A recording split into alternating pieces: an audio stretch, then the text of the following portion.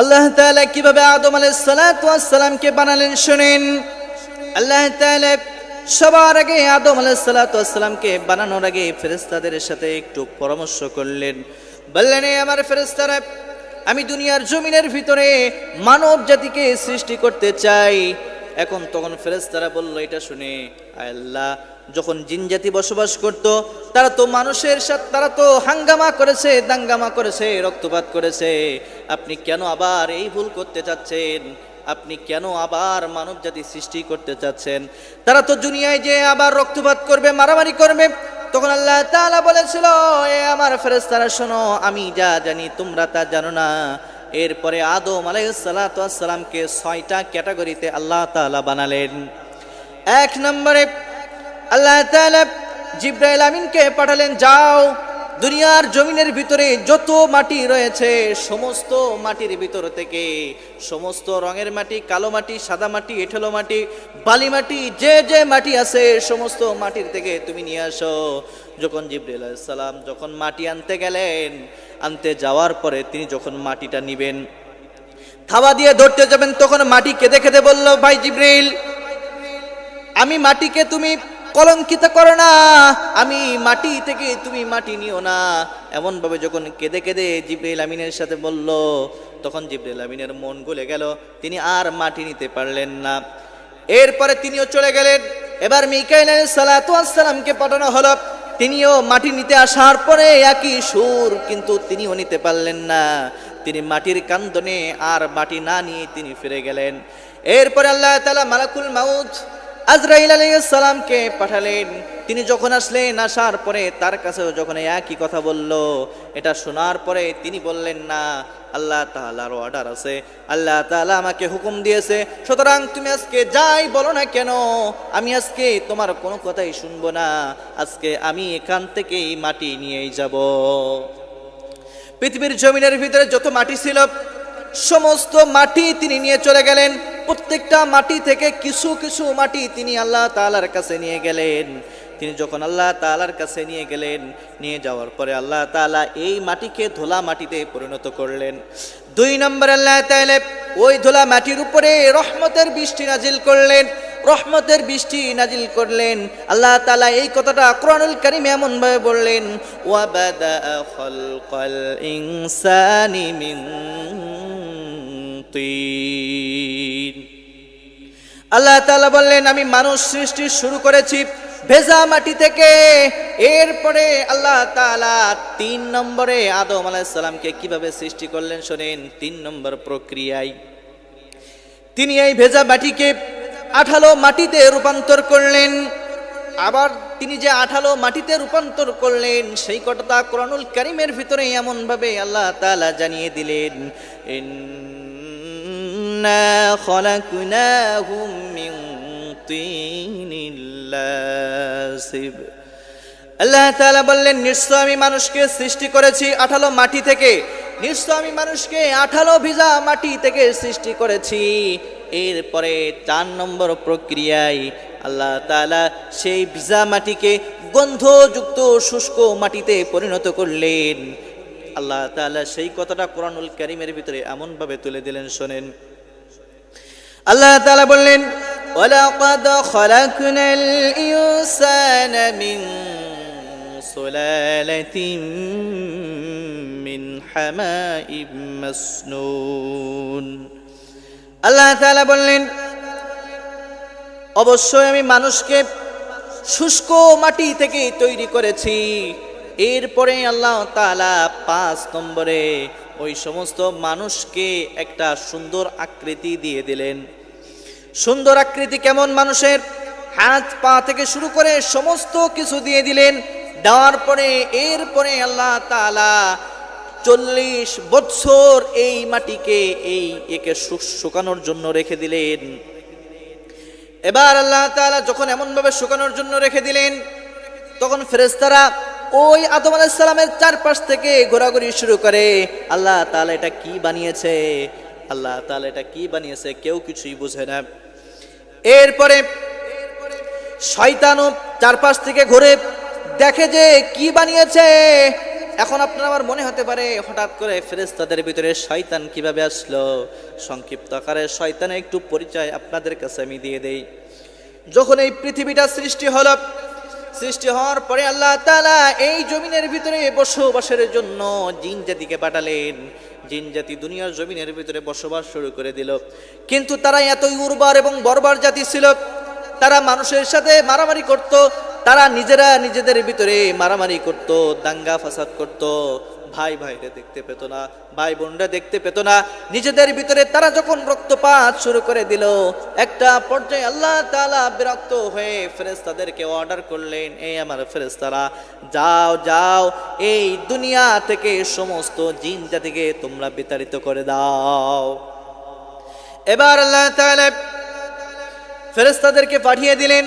ফেরেশতারা দুনিয়ার জমিনের ভিতরে এসে এবার জিন জাতিকে তাড়িয়ে দিল, জিন জাতিকে সমুদ্র পার করে দিল, জঙ্গল পার করে দিল। কিন্তু তারা যখন ফেরেশতারা আবার আসলো, তখন এবার আল্লাহ তাআলা বললেন, শোনো ফেরেশতারা, তোমরা এবার দুনিয়ায় যে বসবাস শুরু করে দাও। এবার এবার ফেরেশতারা যখন আসলেন, আসার পরে ফেরেশতারা দেখলেন যে একটা জিনের বাচ্চা, ছোট একটা বাচ্চা, তারা যাওয়ার সময় তাকে ফেলে চলে গিয়েছে, তাকে নিয়ে যেতে পারে নাই। এমত অবস্থায় তারা এই দৃশ্যটা দেখে আল্লাহ তাআলার কাছে বললেন, আল্লাহ, যেহেতু আমরা দেখতেছি একটা জিনের বাচ্চা এখানে ফেলা আছে, আমরা কি একে মেরে ফেলবো নাকি? তখন আল্লাহ তাআলা বললেন, না, একে মারার কোনো দরকার নাই, একে তোমরা লালন পালন করো। এবার ফেরেশতাদের মাঝে এই জিনের বাচ্চা লালিত পালিত হচ্ছে। জিনের বাচ্চা যেটা লালিত পালিত হচ্ছে সেটা ছিলেন খুবই মেধাবী, তিনি অল্পতেই সমস্ত কিছু শিখে ফেলতেন। ফেরেশতাদের কাছ থেকে যখন তিনি জ্ঞান অর্জন করা শুরু করে দিলেন, জ্ঞান অর্জন করতে করতে এমন জ্ঞানী হয়ে গেলেন, একটা পর্যায়ে তিনি ফেরেশতাদেরই উস্তাদ হয়ে গেলেন, মুআল্লিমুল মালাইকা হয়ে গেলেন, তিনি ফেরেশতাদের শিক্ষক হয়ে গেলেন। কিন্তু তার জ্ঞান বেশি ছিল ঠিকই, কিন্তু সেটা ভালো কাজে খরচ করে নাই। এরপরে যখন আদম আলাইহিস সালাম সৃষ্টি করা হলো, তখন তিনি এবার বললেন, দেখি আদমের ভিতরে কি আছে। তিনি এবার আদম আলাইহিস সালামের নাকের ভিতরে দিয়ে তিনি এবার শরীরের ভিতরে প্রবেশ করলেন। প্রবেশ করে তিনি এবার সমস্ত শরীরের ভিতরে তিনি এবার ভ্রমণ করলেন। একটা পর্যায়ে তিনি পিছন থেকে বের হয়ে গেলেন। আসার পরে ফেরেশতাদেরকে বলতেছে, ও আমার ফেরেশতারা শোনো, যেহেতু আমি আদম আলাইহিস সালামের আমি এই শরীরের ভিতরে প্রবেশ করেছি, প্রবেশ করে আমি দেখেছি আমি তেমন কিছু খুঁজে পাই নাই, ভিতরের ভিতরে সমস্ত কিছু ফাঁকা, তোমাদের টেনশন করার কোনো কারণ নাই। আল্লাহ তাআলা তখনও কিন্তু রূহ দেয় নাই, ভিতরে থাকবেই কি, তখনও তো রূহ পর্যন্ত দেয় নাই। এরপরে আল্লাহ তাআলা কি করলেন দেখেন, ষষ্ঠ পর্যায়ে আল্লাহ তাআলা আদম আলাইহিস সালাতু ওয়াস সালামের ভিতরে রূহ ফুঁকে দিয়ে তাকে একটা মানুষে রূপান্তরিত করলেন। আল্লাহ তাআলা বললেন, ফাইযা সাওয়াইতুহু ওয়া নাফাখতু ফীহি মির রূহ, অতঃপর আমি আদম আলাইহিস সালাতু ওয়াস সালামকে রূহ ফুঁকে দিলাম। এরপরে আদম আলাইহিস সালাম যখন পূর্ণাঙ্গ একটা মানুষে রূপান্তরিত হয়ে গেল, আল্লাহ তাআলা তখন আদম আলাইহিস সালামকে বেহেশতের ভিতরে ঢুকিয়ে দিলেন। বেহেশতের ভিতরে আদম আলাইহিস সালাম ঘোরাফেরা করতেছে। তিনি যখন স্বাচ্ছন্দ্যে ঘোরাফেরা করতেছে, দেখেন আল্লাহ তাআলা খেয়াল করতেছে যে আদম আলাইহিস সালাম কেমন জানি বিমর্ষ, সব সময় কেমন জানি একটু চিন্তিত থাকে। আদম আলাইহিস সালাম যখন এই দৃশ্যটা আল্লাহ তাআলা দেখলেন, দেখার পর আল্লাহ তাআলা বললেন, তিনি হয়তো একা একা আছেন, এজন্য একটু বিমর্ষ থাকে। এবার আদম আলাইহিস সালামের একটু সাথী দেওয়ার জন্য আদম আলাইহিস সালামের বাম পাজরের হাড় থেকে মা হাওয়া আলাইহিস সালামকে তৈরি করে দিলেন। এবার তিনি হাওয়া আলাইহিস সালামকে জান্নাতের ভিতরে যখন দেখলেন, তিনি এবার স্বাচ্ছন্দ্যে বসবাস করতেছেন। এরপরে এখানে একটা কথা বলা বাকি ছিল। যখন আদম আলাইহিস সালাম তৈরি হয়ে গেল, তৈরি হওয়ার পরে এবার আল্লাহ তাআলা আদম আলাইহিস সালামকে সমস্ত ফেরেশতাদের বললেন, এ আমার ফেরেশতারা, তোমরা আদম আলাইহিস সালামকে সিজদা করো। আদম আলাইহিস সালামকে যখন সেজদা করতে বলল, এখন এই সেজদাতে কি আমরা নামাজের ভিতরে যেমন সেজদা দেই এমন না, আল্লাহ তাআলাকে যেমন ভাবে সেজদা দিলে হয় তেমন ভাবে দিতে বলেছিলেন, আর ঠিক তেমন ভাবেই দিয়েছিলেন। এরপরে ফেরেশতারা কোনো প্রশ্ন করলেন না, তারা এক বাক্যে রাজি হয়ে গেলেন, যেহেতু আল্লাহ তাআলা বলেছে এটা আমাদেরকে করতে হবে। তখন সমস্ত ফেরেশতারা সেজদা দিলেন, কিন্তু একজন সেজদা দিলেন না, তিনি হলেন ইবলিস। তিনি হলেন এই যে জিন্নাতের বাচ্চা বড় হয়েছে, আস্তে আস্তে মুআল্লিমুল মালাইকা হয়েছে, ফেরেশতাদের সর্দার হয়েছে, ফেরেশতাদের উস্তাদ হয়েছে, এই ব্যক্তি তখন সেজদা দিতে নাখোশ করলেন, তিনি অমান্য করলেন যে আমি সেজদা দেব না। তখন জিজ্ঞাসা করা হলো তুমি কেন সেজদা দিবে না?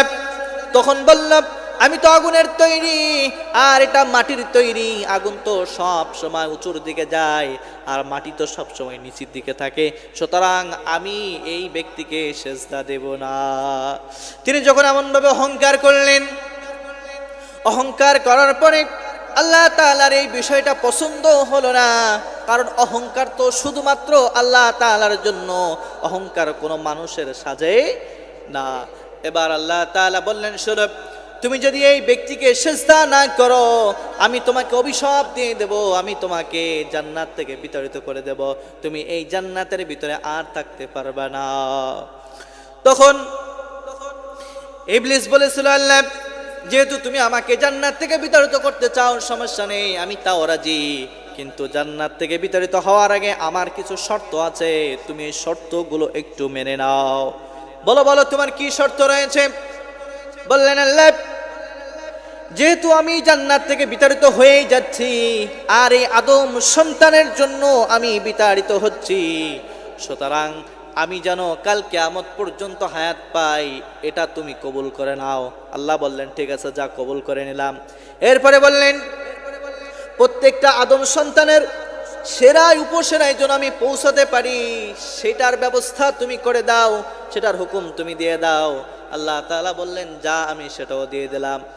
এরপরে আল্লাহ তাআলার সাথে ইবলিস চ্যালেঞ্জ করলেন, বললেন আল্লাহ যে আদম সন্তানের জন্য আজকে আমি জান্নাত থেকে বিতাড়িত হয়েছি, আজকে জান্নাত থেকে বিতাড়িত হওয়ার কারণে আমি ওই প্রত্যেকটা আদম সন্তানকে সেরা উপসেরার ভিতরে ঢুকে ঢুকে ধোঁকা দিয়ে সমস্ত আদম সন্তানকে আমি জাহান্নামে নিয়ে যাব, সমস্ত আদম সন্তানকে আমি জাহান্নাম দিয়ে ভরে দেব।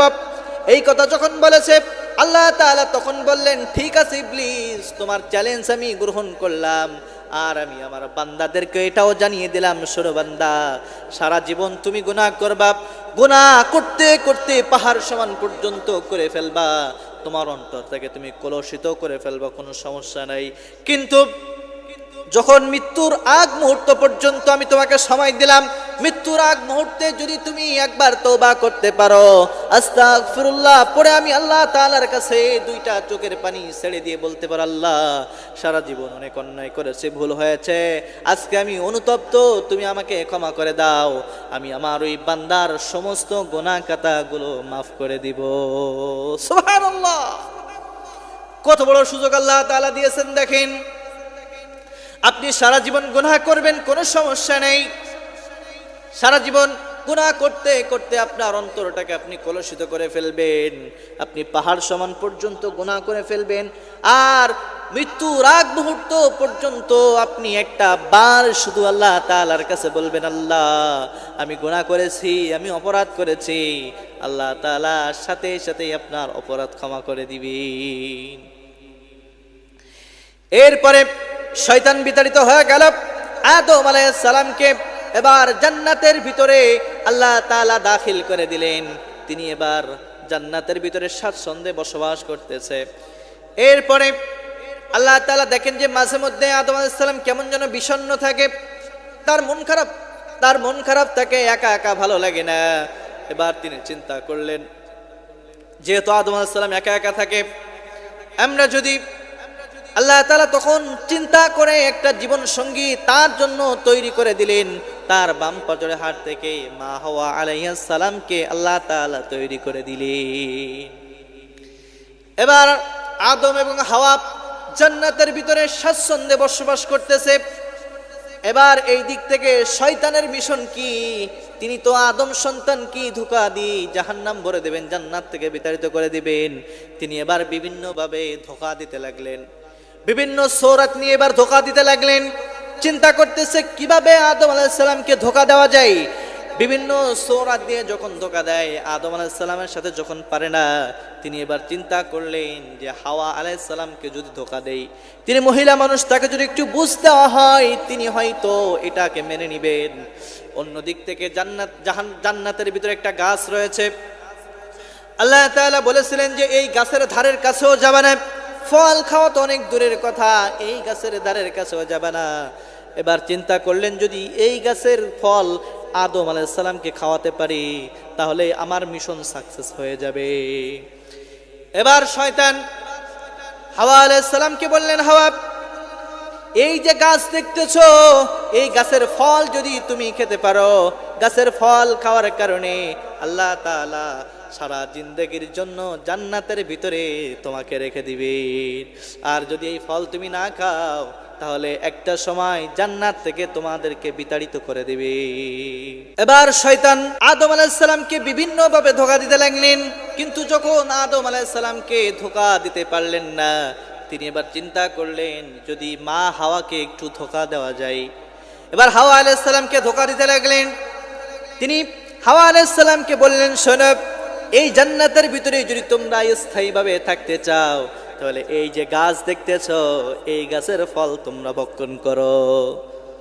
তিনি এটা নাকচ করলেন যে না, কিন্তু শয়তান বিভিন্নভাবে বোঝাতে লাগলেন, দেখো, যদি তুমি এই গাছের ফল না খাও, তাহলে তুমি জান্নাতে বেশি দিন থাকতে পারবা না, একটা সময় তোমাদেরকে জান্নাত থেকে বের হতে হবে।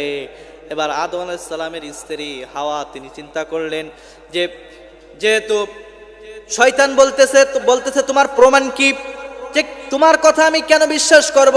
তিনি এবার আল্লাহর নামে কসম করে বলেছিলেন, আল্লাহর কসম, তুমি যদি এই গাছের ফল ভক্ষণ করতে পারো, তাহলে তোমরা সারা জীবন জান্নাতের ভিতরে থেকে যাবা। এবার হাওয়া আলাইহিস সালাম এটা বিশ্বাস করলেন।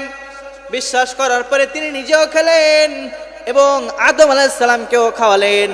যখনই এই ফলটা খেয়েছে, সাথে সাথে জান্নাতের সমস্ত পোশাকগুলো আস্তে আস্তে খুলে পড়তেছে। যখনই পোশাক খুলে পড়েছে, আদম আলাইহিস সালাম বুঝতে পেরেছে যখন আমাদের কোনো অন্যায় হয়েছে। এবার তিনি একটা গাছের 3টা পাতা দিয়ে তার লজ্জা স্থান রাখলেন। আদম আলাইহিস সালাম 3টা পাতা দিয়ে তার লজ্জা স্থান রাখলেন এবং হাওয়া আলাইহিস সালাম তিনি 5টা পাতা দিয়ে তার লজ্জা স্থান রাখলেন। এবার আল্লাহ তাআলা বললেন, আদম, তোমাকে আমি বারবার বলেছি এই গাছের কাছেও যেও না, তুমি কথাটা শুনলে না, গাছের ফল তুমি ভক্ষণ করেছো, সুতরাং তুমি নাপাক হয়ে গিয়েছো, আর তোমাদেরকে জান্নাতের ভিতরে আমি আল্লাহ তাআলা রাখবো না। যাও, এখন থেকে তোমরা দুনিয়ায় বসবাস শুরু করে দাও। এবার আদম আলাইহিস সালামকে বিভিন্ন ঐতিহাসিকগণ বলেন তাকে শ্রীলঙ্কায় দিয়েছে এবং মা হাওয়া আলাইহিস সালামকে জেদ্দায় দিয়েছে। 2 জায়গায় 2 জনকে দিয়েছে। একটা পর্যায়ে তারা আল্লাহ তাআলার কাছে সব সময়ের জন্য দোয়া করে, আল্লাহ তাআলার কাছে দোয়া করে, কিন্তু কোনো কবুল হয় না। একটা পর্যায়ে দোয়া করতে করতে করতে করতে আল্লাহ তাআলার কাছে একটা সময় একটা দোয়া খুব পছন্দ হয়েছিল। তার নবীকে নিয়ে যখন বলেছিল যে আল্লাহ, শেষ নবীর ওসিলায় তুমি আমাদেরকে মাফ করে দাও, এবং বারবার বলতো, রাব্বানা যালামনা আনফুসানা ওয়া ইন লাম তাগফির লানা ওয়া তারহামনা লানাকুনান্না মিনাল খাসিরিন। আল্লাহ, আমি আমার নফসের উপরে জুলুম করে ফেলেছি, তুমি যদি আমাদেরকে মাফ না করো আমরা কোথায় যাব? মাফ করার তো আর কেউ নাই, আল্লাহ তুমি আমাদেরকে মাফ করে দাও। এমন ভাবে যখন আল্লাহ তাআলার কাছে দোয়া করলেন, একটা পর্যায়ে আল্লাহ তাআলার অন্তরটা গলে গেল। আল্লাহ তাআলা তখন আদম আলাইহিস সালামকে মাফ করে দিলেন এবং আরাফার ময়দানে আদম এবং হাওয়া 2 জনকে মিলিত করে দিলেন। সুবহানাল্লাহ। এরপরে আল্লাহ তাআলা বললেন, শোনো আদম, যেহেতু একবার জান্নাত থেকে বিতাড়িত হয়েছ, সুতরাং তোমরা এবার এই দুনিয়ার জমিনের ভিতরে বসবাস শুরু করো। এবার তারা দুনিয়ায় বসবাস করতে শুরু করে দিলেন। কিন্তু আদম আলাইহিস সালামের সময় আল্লাহ তাআলা তাকে কাজ দিয়ে দিলেন যে তুমি চাষাবাদ করো, তুমি আবাদ করো, কিভাবে ফসল ফলানো যায়, কিভাবে কৃষি কাজ করা যায়, এই বিষয়ের উপরে তাকে ফোকাস করতে বললেন। তিনিও এটাই করতেন। এবং যেহেতু দুনিয়ায় আদম এবং হাওয়া ছাড়া আর কোনো মানুষ নাই, পপুলেশন তো বৃদ্ধি করতে হবে, আল্লাহ তাআলা তখন প্রত্যেকটা বছর মা হাওয়া আলাইহিস সালামের গর্ভের ভিতরে 2টা করে সন্তান দিতেন, একটা ছেলে এবং আরেকটা মেয়ে। পরের বছর আবার গর্ভের ভিতরে 2টা সন্তান দিতেন, একটা ছেলে আরেকটা মেয়ে। এমনভাবে যখন জন্ম নেওয়া শুরু করলো আর এরা যখন বড় হতে লাগলো, আল্লাহ তাআলা অর্ডার দিলেন, হে নবী আদম, তুমি একটা কাজ করো, প্রথম ঘরের সন্তানের ছেলের সাথে পরের বছরের যে সন্তান হয়েছে তার মেয়ের সাথে তুমি বিবাহ দাও, এবং পরের ঘরে মেয়ের সাথে প্রথম ঘরের ছেলে, প্রথম ঘরের মেয়ের সাথে পরের ঘরের ছেলে, এমনভাবে তোমরা বিবাহ দাও। প্রথম যখন সন্তান হয়েছে, একজনের নাম হলো কাবিল, আরেকজনের নাম হলো আকলিমা, আরেকজনের নাম হলো হাবিল, আর তার সাথে যে বাচ্চাটা হয়েছে তার নাম হলো লিওয়াজা। বিভিন্ন গ্রন্থে বিভিন্ন নাম এসেছে, কিন্তু আমি একটা বললাম আপনাদেরকে। এরপরে আল্লাহ তাআলা যখন বললেন, তখন আদম আলাইহিস সালাতু ওয়াস সালাম বললেন, শোনো, আল্লাহর পক্ষ থেকে নির্দেশ এসেছে যে তোমাদের এখন তোমরা প্রাপ্ত বয়স্ক হয়েছো, তোমাদেরকে বিবাহ দিতে হবে। তখন বিবাহ কার সাথে দিতে হবে? আল্লাহ তাআলা বললেন, শোনো, প্রথম ঘরে যে সন্তান হাবিল আছে তার সাথে আকলিমাকে বিবাহ দেব, এবং কাবিলের সাথে লিওয়াজাকে বিবাহ দেব। কিন্তু আকলিমা ছিল অত্যন্ত সুন্দরী। হাবিলের সাথে যখন বিবাহ দিতে চাইল, তখন এবার শয়তান এসে কাবিলকে বলল, শোনো কাবিল, আকলিমা যে এত সুন্দরী আর লিওয়াজা একটু কালো আছে, তুমি কেন লিওয়াজাকে বিবাহ করবা? তুমি বলবা যে আমি আকলিমাকেই বিবাহ করব। কিন্তু তখন ধরা হতো যে একসাথে যেই সন্তানগুলো হতো তাদেরকে ভাই বোন ধরা হতো, এবং পরের বছর যারা হতো তাদেরকে ভাই বোন ধরা হতো না। কিন্তু তখন তো পপুলেশনই নেই, কাকে কি ধরবে? এবার তিনি যখন নারাজ হলেন যে না, আমি এটা মানতে নারাজ, আমি এটা মানব না, আমাকে আকলিমার সাথেই বিবাহ দিতে হবে, এটা যখন হচ্ছে, আল্লাহ তাআলা তখন নির্দেশ দিলেন, আদম আলাইহিস সালামকে বলতে বললেন, শোনো আদম, তুমি যাও, যে তোমার সন্তানদেরকে বলো, যাও তোমরা কুরবানি করো, যার কুরবানি আল্লাহ তাআলার কাছে পছন্দ হবে সেই আকলিমাকেই বিবাহ করবে। এবার তারা কুরবানি করার জন্য, এক ভাই তখন সবজি চাষ করতেন, চাষাবাদ করতেন, তার চাষাবাদ থেকে উৎকৃষ্ট কিছু সবজি নিয়ে হাবিল চলে গেলেন, এবং কাবিল তখন পশু পালন করতেন, আর তার পশুর ভিতর থেকে হাবিল তখন পশু পালন করতেন। হাবিলের উৎকৃষ্ট উত্তম একটা পশু তিনি নিয়ে গেলেন, এবং কাবিল তখন চাষাবাদ করতেন, তার ওই চাষাবাদের থেকে নিকৃষ্ট পচা কিছু সবজি তিনি নিয়ে গেলেন। যাওয়ার পরে তখনকার যে কুরবানির সিস্টেম ছিল সেটা হলো, একটা পাহাড়ের উপরে রেখে আসা হতো, আল্লাহ তাআলা আগুন প্রজ্বলিত করতেন, যার কুরবানি কবুল হতো তারটা ভস্ম হয়ে যেত, এবং যারটা কবুল হতো না তারটা ওই জায়গায় রয়ে যেত। কিন্তু দেখা গেল যে হাবিলের কুরবানি কবুল হয়েছে আর কাবিলেরটা কবুল হয় নাই।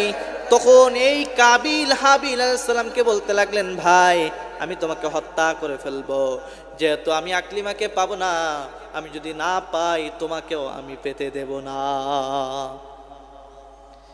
এমন ভাবে যখন বললেন, কিন্তু কাবিল তো তখন জানতেনই না যে আসলে হত্যাটা কি, কারণ ইতিপূর্বে তো কখনো হত্যা হয় নাই। এবার তখন হাবিল বললেন, ভাই, তুমি আমাকে হত্যা করতে পারো, কোনো সমস্যা নাই, কিন্তু আমি তোমাকে বাধা দেব না। কেন বাধা দেব না? তার কারণ হলো, আমি যদি তোমাকে বাধা দেই আর যদি আমিও তোমাকে আঘাত করি, তাহলে কাল আল্লাহ তাআলার কাছে আমাকে জবাব দিতে হবে, আর আমিও একই গুনাহগার হব। সুতরাং আমি তোমাকে কিচ্ছু বলবো না। তোমার যদি আমাকে মারতে ইচ্ছা হয় তুমি মারতে পারো, কোনো সমস্যা নাই। এবার কাবিল হাবিল আলাইহিস সালামকে তখন, কাবিল হাবিলকে তখন অ্যাটাক করল। অ্যাটাক করে একটা পর্যায়ে মারতে মারতে তাকে মেরে ফেলল। কিন্তু মারার পরে তিনি তো বুঝেই না যে তিনি মরে গেছে, তিনি তো জানেন না যে মারা গেছে। এবার তিনি বুঝতে পারছে না আসলে যে কি করবে এরপরে। এবার আল্লাহ তাআলা তখন একটা কাককে পাঠিয়ে দিলেন, একটা পাখিকে পাঠিয়ে দিলেন। দেওয়ার পরে তারা দেখলো, তখন কাবিল যখন বসে আছে, তারা দূর থেকে দেখতে পেল যে একটা পাখি ঠোকাঠুকি করতেছে। ঠোকাঠুকি করতে করতে একটা পর্যায়ে একটা পাখি মারা গেল। মারা যাওয়ার পরে দেখলো যে পাখিটা তার নখ দিয়ে হাসড়ায় হাসড়ায় একটু গর্ত করলো। গর্ত করার পরে ওই পাখিটাকে ওই গর্তের ভিতরে মাটি দিয়ে চাপা দিয়ে দিল। তখন এবার কাবিল বুঝতে পারলো যে আমার ভাই হাবিলকে এভাবে মাটি দিতে হবে। তিনি ঠিক এমন ভাবে এই হাবিলকে মাটি দিয়ে দিলেন। এরপরে আর তার ওই প্রজন্ম আর বিবাহ হলো না। এরপরে তার পরের প্রজন্ম শীশ আলাইহিস সালাম আসলেন। আসার পরে এরপরে আস্তে আস্তে জনসংখ্যা বাড়তে লাগলো। বাড়তে বাড়তে পপুলেশন গুলো বিভিন্ন জায়গায় ছড়াতে লাগলো। আদম আলাইহিস সালামকে আল্লাহ তাআলা 1000 বছর হায়াত দিয়েছিলেন। 1000 বছর হায়াত পাওয়ার পরে তিনি বার্ধক্যে উপনীত হয়ে একটা পর্যায়ে তিনি এই দুনিয়া থেকে ইন্তেকাল করলেন। এই আদম আলাইহিস সালামের ঘটনা যে আমরা এতক্ষণ শুনলাম, এই ঘটনা থেকে আমাদের জন্য কি শিক্ষা আছে, আসুন আমরা সংক্ষিপ্ত আকারে এই শিক্ষাগুলো একটু জানি।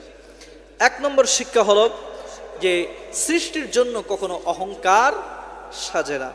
দেখেন, যখন আদম আলাইহিস সালামকে তৈরি করা হলো, তৈরি করার পরে ইবলিস তখন অহংকার করলো যে আমি আগুনের তৈরি, আমি মাটির তৈরি মানুষকে কেন সেজদা দেব, যে আমি সেজদা দিতে পারবো না। তিনি যখন সেজদা দিলেন না, সেজদা না দেওয়ার কারণে কি হলো, তিনি অভিশপ্ত হলেন এবং জান্নাত থেকে তিনি বিতাড়িত হয়ে গেলেন। সুতরাং মাটির তৈরি মানুষ, আল্লাহর সৃষ্টি কোনো মানুষের অহংকার নয়, অহংকার সাজে না। মানুষকে সব সময় বিনয়ী হতে হবে।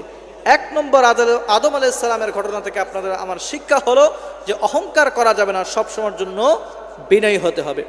2 নম্বর শিক্ষা হলো শয়তানের প্রথম মিশন এবং ভীষণ হলো মানুষের শরীরকে উলঙ্গ করা, মানুষ শরীরকে প্রদর্শন করা। দেখেন, যখন শয়তান বিতাড়িত হয়ে গেল, তিনি অভিশপ্ত হয়ে গেল। অভিশপ্ত হওয়ার পরে তিনি সর্বপ্রথম আদম এবং হাওয়াকে ধোঁকা দিতে লাগলেন। ধোঁকা দেওয়ার মূল কারণ হলো, যখন ধোঁকা দিতে পারবে তখন জান্নাত থেকে বের করবে, জান্নাতের সমস্ত পোশাকগুলো তখন রেখে দিবে। সেটাই হলো, যখনই ওই গাছের ফলটা খেলো, ফলটা খাওয়ার পরে আস্তে আস্তে আদম এবং মা হাওয়ার শরীর থেকে কাপড়টা খুলে গেল। শয়তানের প্রথম এবং শেষ মিশন হলো যে এই সমাজের মানুষের কাপড়গুলো প্রদর্শন করা, খুলে ফেলা। বর্তমান সমাজের ভিতরে এটা কম না বেশি।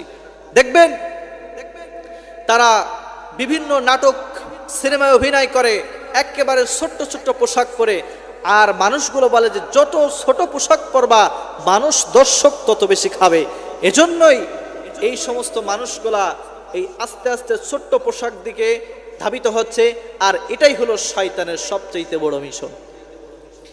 এই আদম আলাইহিস সালামের জীবনী থেকে আপনার আমার জন্য 3 নম্বর শিক্ষা হলো, আল্লাহ তাআলা যেমন আদম আলাইহিস সালামকে বলেছিল খবরদার ওই গাছের কাছেও যেও না, বলে নাই কিন্তু যে গাছের ফল খেও না, বলছে গাছের কাছেও যেও না, ফল খাওয়া তো অনেক দূরের কথা। আল্লাহ তাআলা আপনাকে আমাকেও ঠিক তেমন ভাবে সাবধানতা করছে, খবরদার তোমরা অশ্লীলতার ধারের কাছেও যেও না। অশ্লীলতা অনেক দূরের কথা, তোমরা খবরদার অশ্লীলতার ধারের কাছেও যেও না। কিন্তু আজকাল আপনি আমি অশ্লীলতাকে এমনভাবে ছড়িয়েছি বা এমন মনে করি যে অশ্লীলতা আসলে কিছুই না, এমন মনে করি আপনি আমি।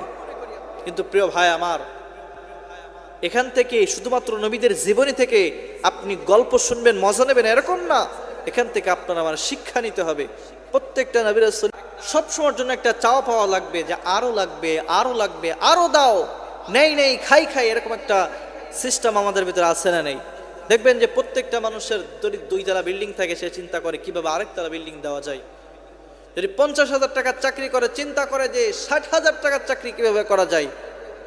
কারো যদি 2 বিঘা জমি থাকে, সে চিন্তা করে যে আরো 2 বিঘা কিভাবে করা যায়। এরকম ভাবে আরো তাদের চিন্তা থাকে যে আরো কিভাবে ডেভেলপ করা যায়, আরো কিভাবে ডেভেলপ করা যায়। এখানে আদম এবং হাওয়াকে জান্নাতের ভিতরে তো রেখেছিল, তারাও একটু লোভ করেছিল যে এই গাছের ফল খাইলে আমরা সারা জীবন এখানে থেকে যাব, আমাদের কখনো বের করবে না। এরকম যখন চিন্তা ভাবনা করে এই গাছের ফল খেলো, আল্লাহ তাআলা তাদেরকে বিতাড়িত করে দিল। সুতরাং প্রিয় ভাই আমার, প্রিয় বোনেরা আমার, লোভ বেশি করা যাবে না। চাও পাওয়া খুব সীমিত রাখতে হবে। আল্লাহ তাআলা যে অবস্থানে দিয়েছে সে অবস্থানে সবসময়ের জন্য খুশি থাকতে হবে। আদম আলাইহিস সালামের জীবনী থেকে আপনার আমার 5 নম্বর শিক্ষা হলো, দোয়ার যে শক্তি, সবসময় আল্লাহ তাআলার কাছে দোয়া করতে হবে। আপনি যদি হাজার গুনাহ করেন, তারপর আল্লাহ তাআলার কাছে যদি আপনি চাইতে পারেন, আপনি যদি গুনাহের জন্য অনুতপ্ত হতে পারেন, আল্লাহ তাআলা আপনাকে মাফ করে দিবে। দেখেন, শয়তানের ধোঁকায় পড়ে যখন আদম এবং হাওয়া জান্নাত থেকে বিতাড়িত হয়ে গেল, তারা আল্লাহ তাআলার কাছে দোয়া করেছিল, রব্বানা যালামনা আনফুসানা ওয়া ইল্লাম তাগফির লানা ওয়া তারহামনা লানাকুনান্না মিনাল খাসিরিন। এমন ভাবে যখন আল্লাহ তাআলার কাছে দোয়া করেছিল, আল্লাহ তাআলার এই দোয়াটা খুব পছন্দ হওয়ার কারণে তাদেরকে মাফ করে দিয়েছিল। এজন্য আপনি আমি যতই অপরাধ করি না কেন, অপরাধ করতে করতে আপনার অন্তরটা কলুষিত হয়ে যাক না কেন, আপনি যদি আল্লাহ তাআলার কাছে দোয়া করতে পারেন, আল্লাহ তাআলার কাছে মাফ চাইতে পারেন, ক্ষমা চাইতে পারেন, আল্লাহ তাআলা অবশ্যই অবশ্যই আপনার দোয়াটা কবুল করে নেবে। এরপরে সর্বশেষ আপনার আমার আদম আলাইহিস সালামের জীবনী থেকে যে শিক্ষা আছে সেটা হলো যে নারী ঘটিত ফিতনায় আপনার আমার পড়া যাবে না। দেখেন, হাবিল এবং কাবিলের জীবনটা ধ্বংস হয়েছিল শুধুমাত্র কিন্তু একটা নারীর জন্য, একটা মেয়ের জন্য কিন্তু তাদের জীবনটা ধ্বংস হয়ে গিয়েছিল। সুতরাং আপনার আমার উচিত কোনো মেয়েদের পিছনে না ছুটে আপনার কেরিয়ারের দিকে ফোকাস করা। একটা সময় ওই মেয়ে আপনার পিছনে ছুটবে, ঠিক কিনা?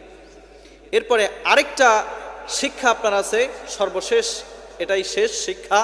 সেটা হলো যে আদম আলাইহিস সালাম যখন দুনিয়ার জমিনের ভিতরে আসলেন, আসার পরে তিনি চাষাবাদ করলেন, জীবনটাকে সাজানোর জন্য, জীবনে পথ চলার জন্য তিনি অনেক লড়াই সংগ্রাম করলেন। কিভাবে চাষাবাদ করা যায়, কিভাবে আয় উন্নতি করা যায়, কিভাবে এই দুনিয়ার জমিনের ভিতরে বেঁচে থাকা যায়। আপনাকে আমাকে এই জীবনে চলার জন্য ঠিক তেমনভাবে লড়াই সংগ্রাম করে বাঁচতে হবে। লড়াই ছাড়া, সংগ্রাম ছাড়া কখনো আপনি বাঁচতে পারবেন না। সুতরাং প্রিয় ভাই বোনেরা আমার, আজকে আদম আলাইহিস সালামের জীবনী যেটা আমরা শুনলাম এবং যে শিক্ষাগুলো শুনলাম, আমাকে সহ আপনাদের সকলকে এই অনুযায়ী আমল করার তৌফিক দান করুক। সকলে পড়েন আমিন।